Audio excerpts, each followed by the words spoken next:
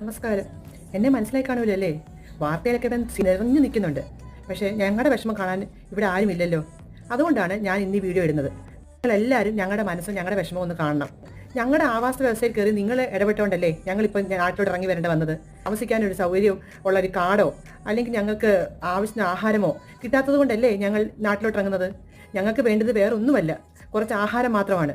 ഞങ്ങൾ മറ്റുള്ള മൃഗങ്ങളെ പോലെ നിങ്ങളെ ഉപദ്രവിക്കാനോ അല്ലെങ്കിൽ നിങ്ങളുടെ സാധനങ്ങൾ തട്ടിയെടുക്കാനോ അല്ല വരുന്നത്. ഞങ്ങളുടെ കുഞ്ഞുങ്ങൾ കാട്ടുകളിൽ കിടന്ന് ഒരുപാട് വിഷമിക്കുന്നു. വിഷമം കാണുമ്പോൾ അവർക്ക് വേണ്ടുന്ന ആഹാര സാധനങ്ങൾ കൊടുക്കാൻ വേണ്ടി മാത്രമാണ് ഞങ്ങൾ നാട്ടിലോട്ട് ഇറങ്ങുന്നത്. പിന്നെ ദൈവം ഞങ്ങൾക്ക് തന്നിരിക്കുന്ന ഈ ശരീരം അത് ഒരുപാട് വലുതാണെന്ന് ഞങ്ങൾക്കറിയാം. പക്ഷേ അത് കാണുമ്പോൾ മനുഷ്യരായ നിങ്ങളെല്ലാം പേടിക്കുന്നു. അത് ഞങ്ങളുടെ കുഴപ്പമല്ല. കഴിഞ്ഞ ദിവസം തന്നെ ഞാനൊരു വീട്ടിൽ ചതിലിനിട്ട് ഒരുപാട് കുട്ടി എനിക്ക് കുറച്ച് ആഹാരത്തിന് വേണ്ടിയായി. പക്ഷെ അവർ ഇങ്ങോട്ട് തിരിച്ചു കൊട്ടുക.